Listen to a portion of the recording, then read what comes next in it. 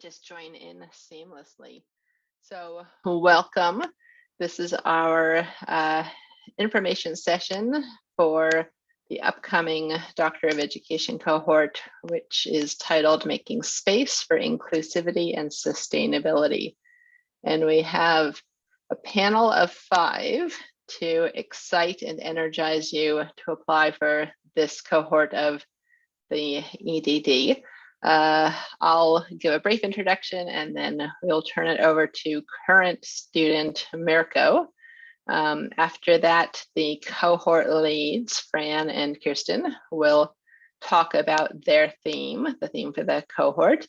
And then we will end with Joshua, who is brand new in the role of doctoral and subdoctoral research coordinator. I had to flip slides to see his title, but he is excited to be part of the team.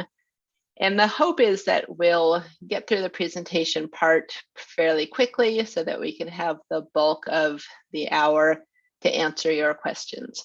So again, if you're just joining us, you can put in the chat who you are, where you currently work, and then any questions as we're talking can go in the Q&A, and we will go through those at the end. But first, I assume you're all here because you're interested in the Doctor of Education. And as the program director for the EdD or the EDD, what I often get asked is, should I do an EdD or a PhD? And I did a PhD, so I would never say not to do that. Our dean did an EDD, so I would never say not to do that. So the question is, what's the difference? And you will get different answers depending on who you ask. The answer that I like to give is actually from my former university. I joined University of Auckland about 3 years ago, having spent the previous 10 years at University of Oregon. And the dean there used to make a very bold statement about the importance of the EDD, saying of all of the degree programs at the University of Oregon, medicine, law, business, the EDD was the most important, the most valuable, the degree that actually resulted in change. And so when I think about the difference between the PhD and the EDD, it often, not always, but often boils down to what motivates you to think about doing this degree? What motivates you to spend your evenings reading academic texts, doing an academic research study? Often what motivates you is some persistent problem of practice. If you're in a school, it might be a persistent challenge with English learner students. If you're a school leader, it might be a persistent challenge in recruiting teachers that are representative of your student demographics. If you're in an education role in a nonprofit or in a social service provider, it might be around how to make sure the message that your group is trying to convey gets across to constituents. Some persistent challenge that wakes you up at 2 a.m., that keeps you awake at night, that when you think about studying and doing a study, learning for a couple of years in a cohort, and then conducting your own research, you think, I want to change something. So that's my take on what makes the EDD special, why I'm excited to be program director for this program. And with that, I will turn it over to one of the students I supervise, Mirko. Kia ora, everyone. Oh, there I am. Hi there. I have been in the EdD now for 2.5 years, I think. No, three and a bit years. It goes really quick. I can tell you that already. And I live in Whangarei.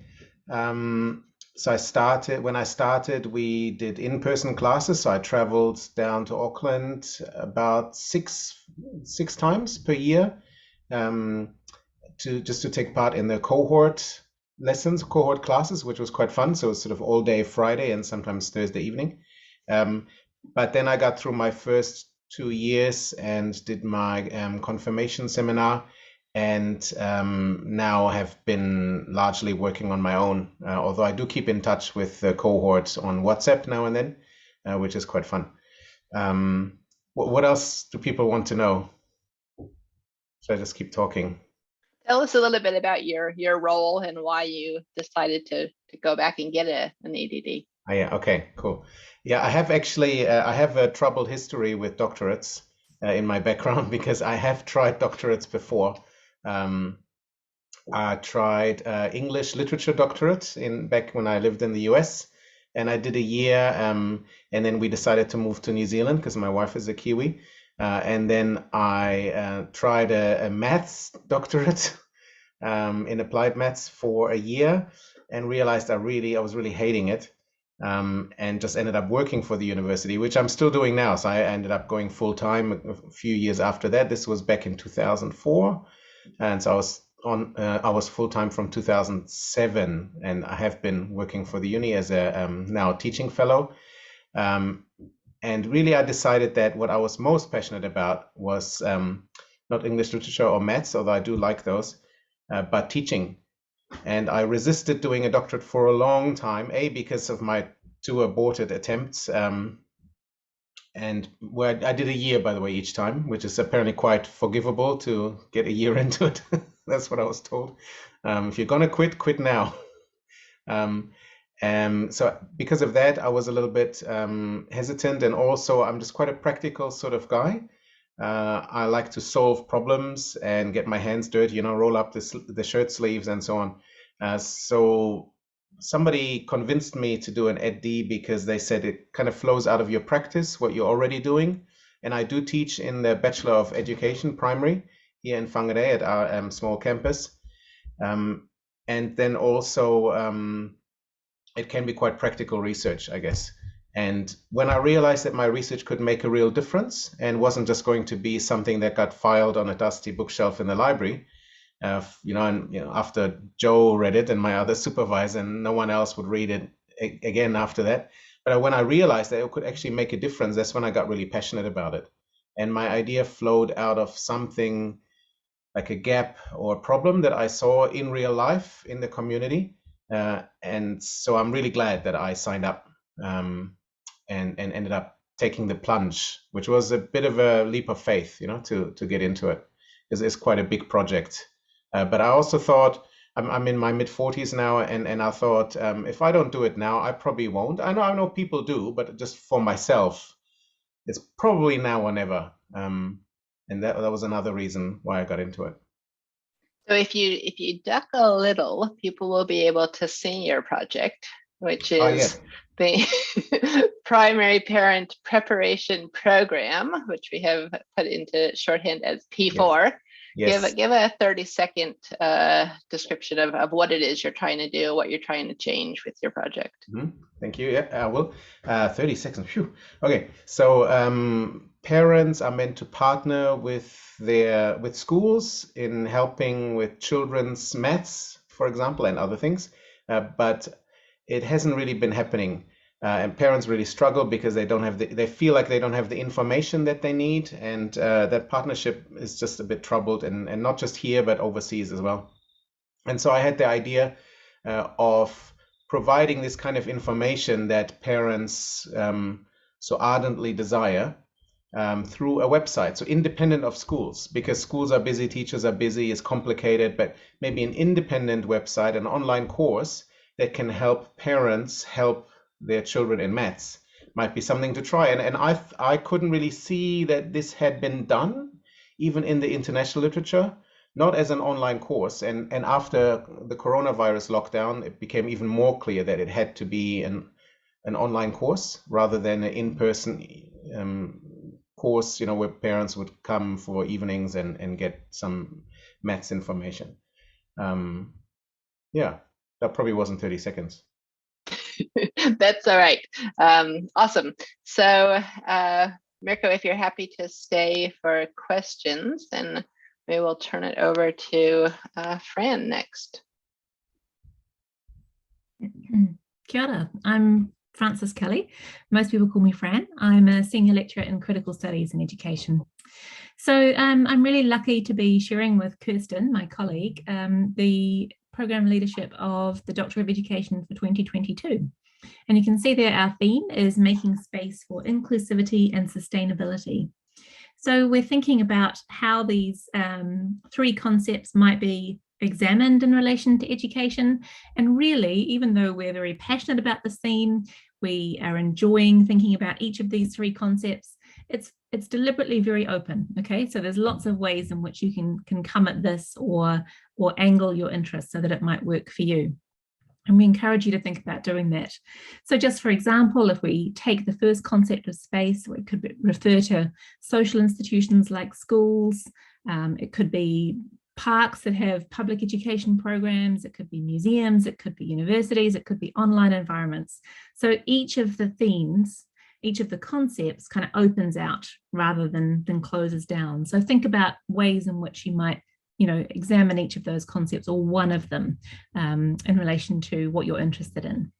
So part A is just to say a little bit more about how we're organising the doctorate in 2022.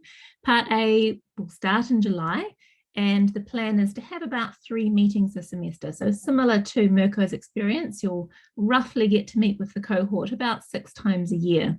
We're hoping to have an intensive over the summer if that works for people, but we want to be responsive to your needs. So we'll think about that and talk about that some more. But we see the talk component is very much an opportunity for you to build as a cohort, get to know each other, work out how you can support each other. You'll get to meet staff, so Kirsten and I, but also other academics from within critical studies and beyond in the faculty. And you'll get to know those people as potential supervisors. And that enrolment is part-time, those first 2 years. Part B, from June of 2024 onwards, is the more supervisory component. So there you are largely working independently with a supervisor, but you'll still have opportunities to meet with the cohort, just as Mirko described in his experience.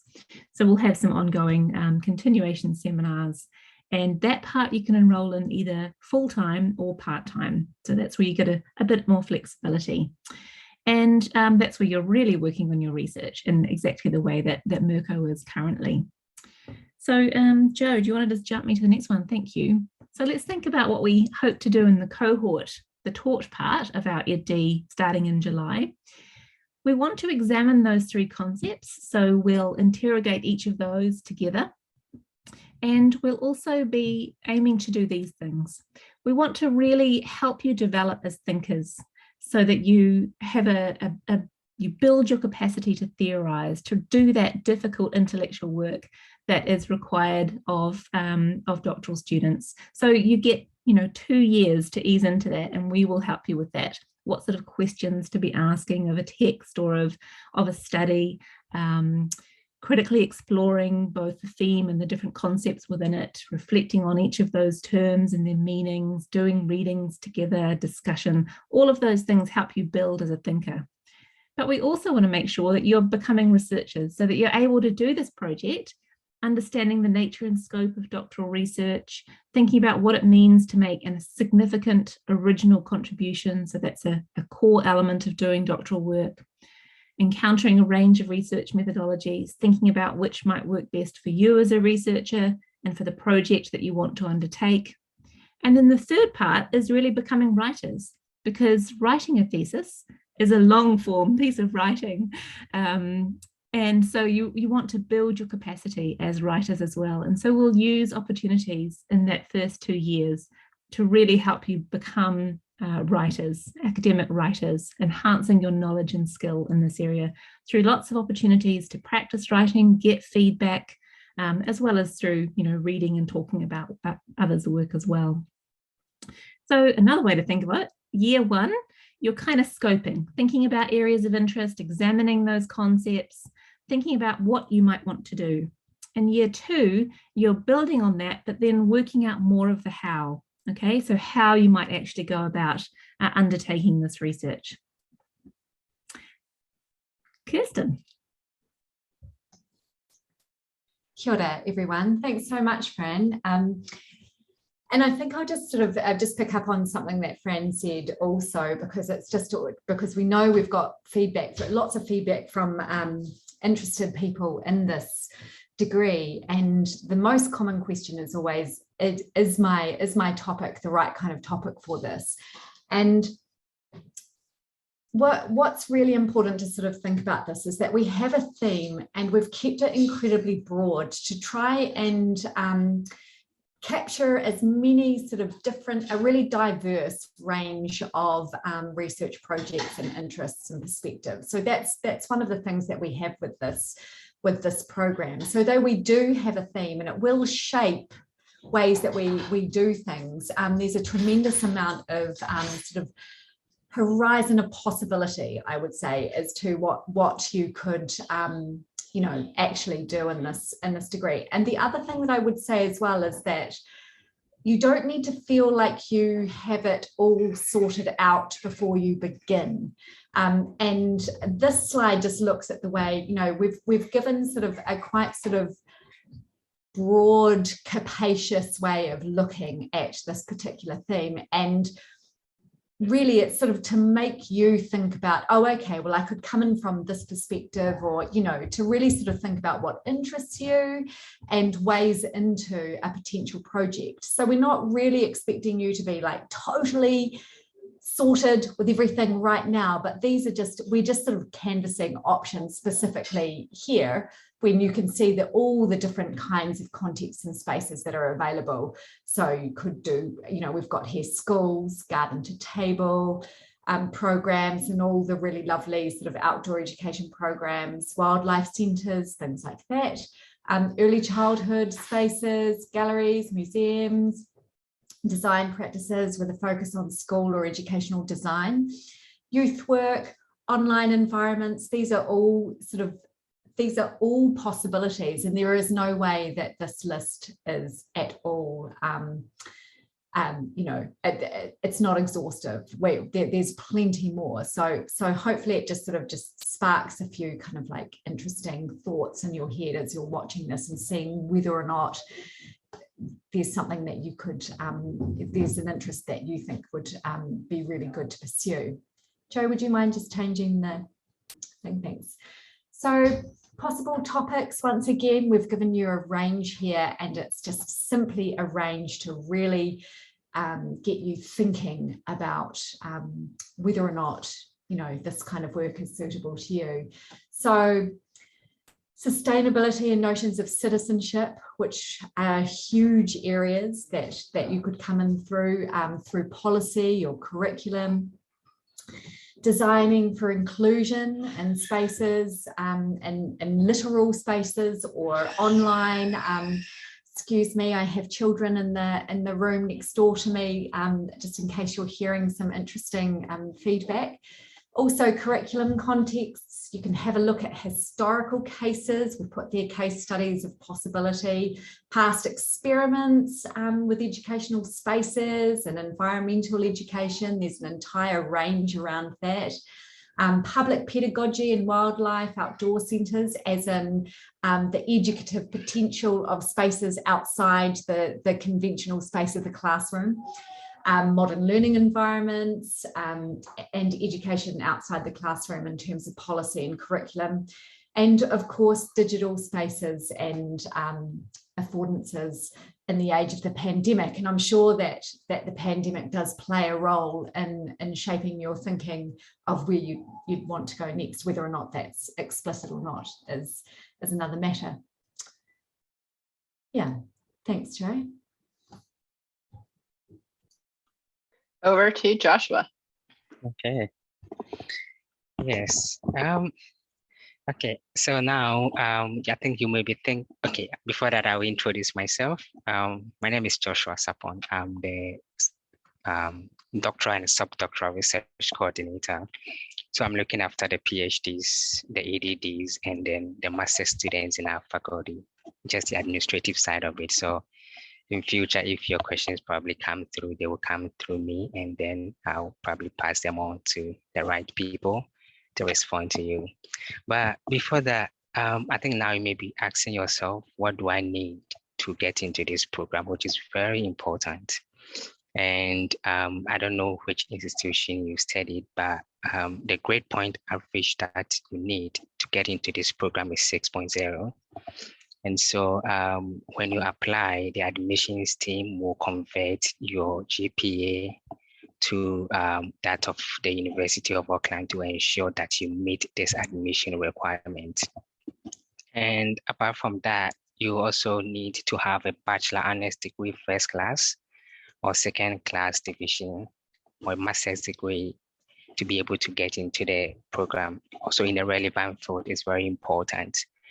And when we listened to Frances and Merkel, we heard that this program is kind of, you need to have theoretical and practical knowledge to be able to do the ADD.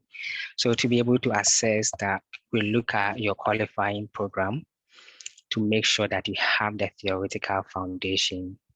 You know, one of my research interests is about university industry collaboration. And I found that when people with practical knowledge come together with people with a theoretical knowledge, there is always an explosion of ideas. And so that is the ADD for you. You know, it combines practical knowledge with the theoretical. And so we want to make sure that you have the theoretical knowledge, and we assess that by looking at your master's thesis or your dissertation, anything substantial piece of writing that you have.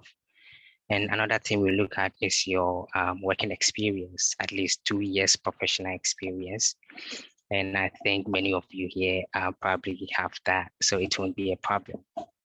And unlike the PhD that accepts all international students, this program, yes, you can accept international students, but then you need to be based in New Zealand here to qualify for that, because for PhDs, you need to, it's full-time and you pay domestic fees.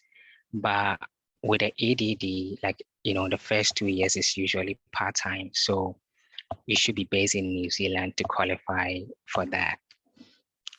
Yeah, Joe, can we go to the next slide? Yes, so apart from that, the things that you need to be able to apply for this are your CV and your academic transcript. And as I mentioned, you want to assess your thesis. So obviously you need to upload that as well. And you need to also upload your initial research proposal. You know, as Frances said, you don't need a supervisor at this time, but this initial research proposal is for us to understand what you want to do and whether it fits, you know, the theme of this cohort. That is why we require that. And in addition, you need 2 references from your, you know, maybe master supervisor or honors supervisor. And if you have any inquiries about the program, you can email postgraduates@auckland.ac.nz and we will respond to you. Okay. Thank you. And yes, when you are applying, you know, we have the link in there, so you can look at that. When you're applying, one important thing to look at is there is a difference between PhD and the EDD. So make sure that you select the EDD, not the PhD. Yes, it's very important. You look at that. And as I said, when you apply, the university admissions team will make the initial assessment to ensure that you qualify for the program. And if there are any additional requirements they will need from you, they will let you know. Thank you. Great. So let's see what questions we've got. So far, there's one in the Q&A. From Rachel. I haven't found a button in the enroll option to upload a copy of my dissertation. Is there one? Well, that's a very technical question that I bet no one here can answer. And my advice to you, Rachel, would be email Joshua. He's only on day 2 or 3. but he'll be able to at least direct you to someone who can answer that, because I'm quite sure there must be a way to upload your dissertation, but I just don't know what you're seeing in this. Joshua, do you have an answer on the spot? Yes, you can email it to me and I can upload it for you. Very good. Yes. Great. What else do people want to know?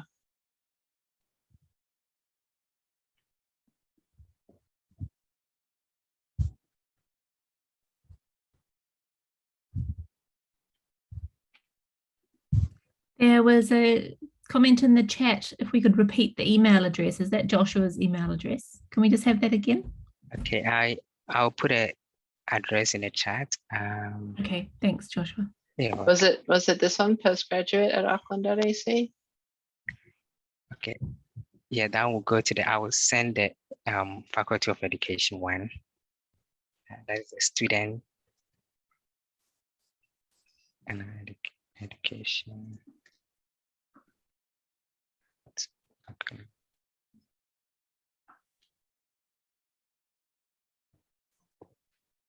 Okay. Oh, it's to the panelist. Oh. Okay.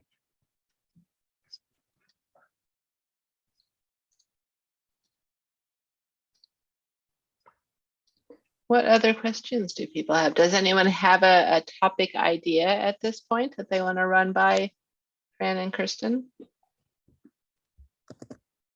We've got an anonymous attendee saying my proposal could potentially change if I'm accepted into the program. Is that okay? And the answer to that is a very definite yes. Yes.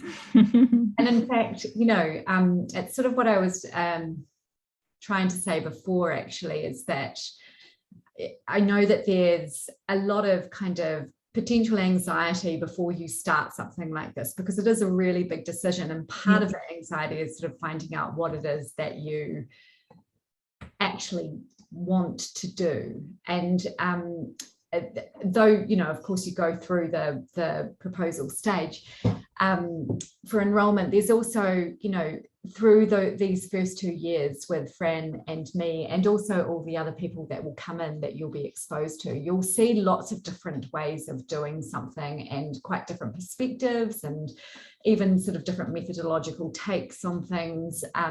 So there is a lot of expected flux in your thinking in those first 2 years, and it's okay to do that. Great. There's a question that I'm going to deflect to Mirko. Expected workload hours each week. How much time do you spend knowing that I'm his supervisor? What am I allowed to say? He has to answer pretty high. Yeah. Oh, a lot of time. Well, for me, I work full time, so I have quite a big teaching load during the semester. So my semesters go a little bit crazy, but then I have a bunch of time in between semesters.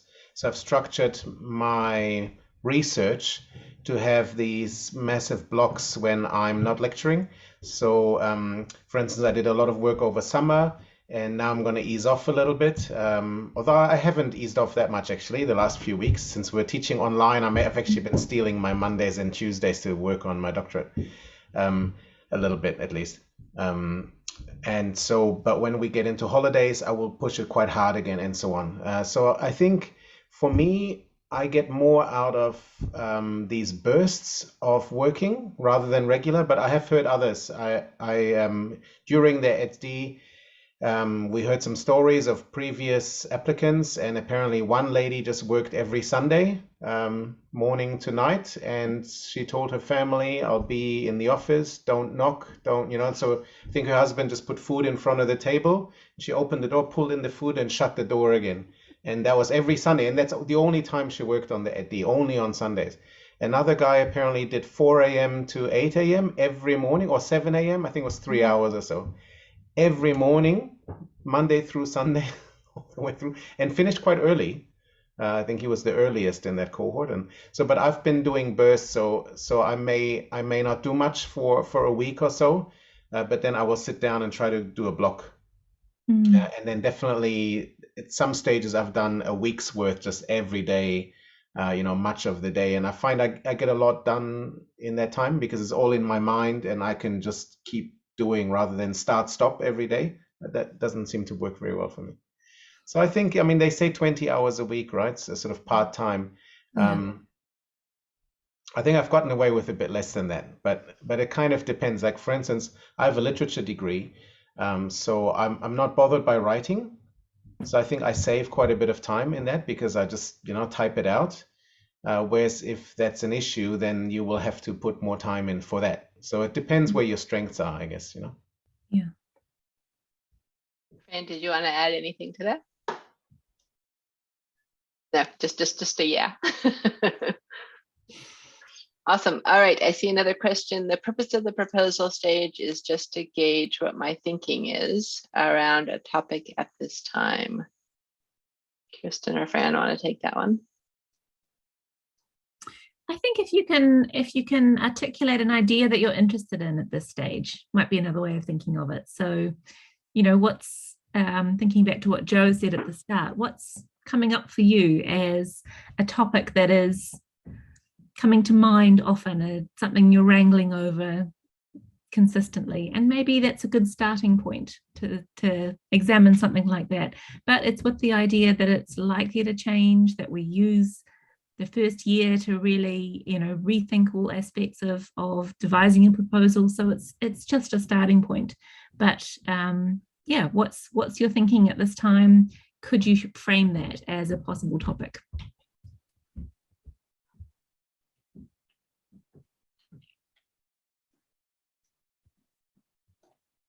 What else do people want to know? Are there weekly meetings online? Asks Sarah. No, we don't meet weekly. We meet about 3 times a semester, but it's for an intensive. So a day and a half, 2 days. So that's the plan. Yep. Can I add something?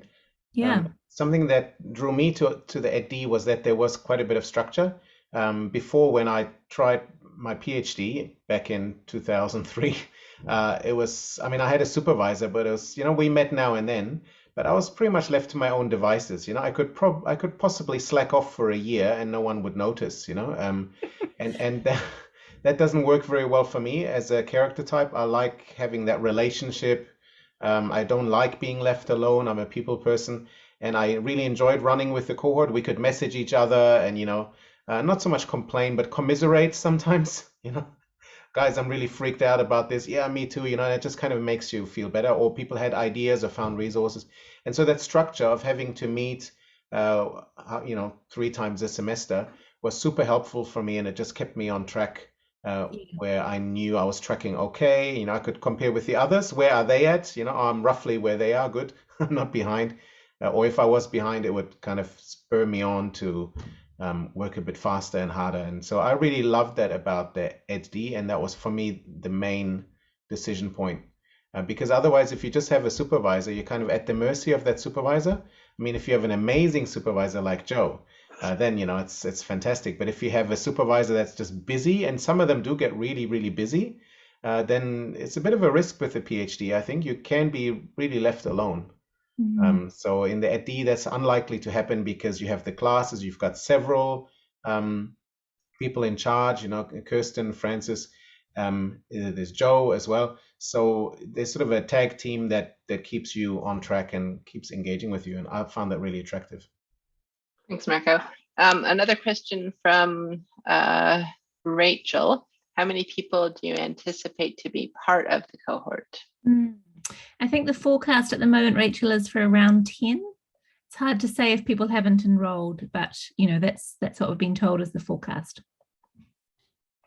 We were 13, I think, at the start. Yeah. And I it's think often we're still around that figure. Yeah, I think there's still 8 or 9 of us from that original.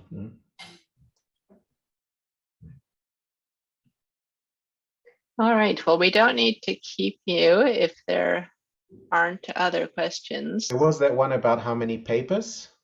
Did I miss one? From VAI? Right. How many papers are in the taught component? So it's 4. It's 1 each semester for the first 2 years. And it sounds like Fran and Kristen are thinking about doing potentially something over summer, which I think could work to what Mirka was saying about having more time when you're not potentially teaching. Regardless of how they decide to format it, it's 120 points of the top portion and 240 points of the research portion.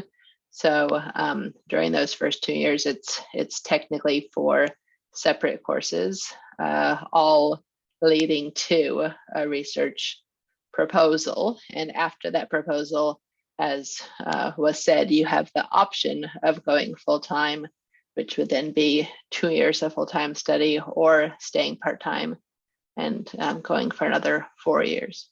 All right. Well, thank you for attending.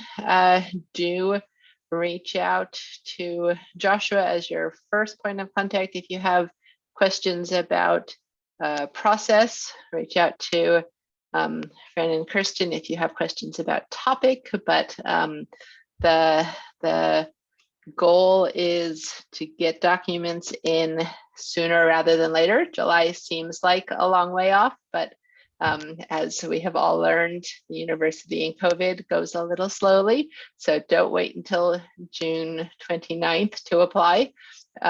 Get things rolling now so that you can chase up those letters of recommendation or figure out how to upload your dissertation or whatever challenges come along the way, and reach out as you go.